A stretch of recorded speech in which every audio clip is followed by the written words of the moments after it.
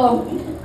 Okay po kami, as in okay na okay po kami. Kaya nagulat po ako when people would go up to me and be like, ganito, hindi ko po alam na naging issue din po siya sa labas. But for anyone asking, me and Harvey are okay, we're totally good. If anything, we have gotten stronger because the time apart and the time of not having communication made us stronger individually. So now that we're back together, we chose to be with each other, has made us so much stronger. Though may mga issues, alam ko po na may nagsicirculate, but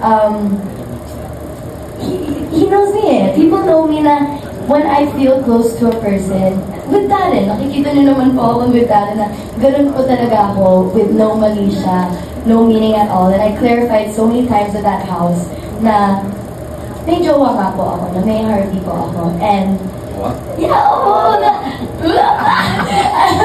and ano po, like yung tingin ko sa kanya, let's talk about it now. Kay Michael sa bahay, I would tell him all the time that you're like my daddy. You're like my Canadian buddy na iba kasi yung feeling pag connected home. Connected to home. Yes, na I know the things I say, he won't take it in a different way. But he really did, truly. It made me feel like home, made me feel like Vancouver, because we're both from Vancouver po kasi. As in, we know details about our school life, ganun po. So, he made me feel like home, and Harvey understood that, and we've been good since then. Diba?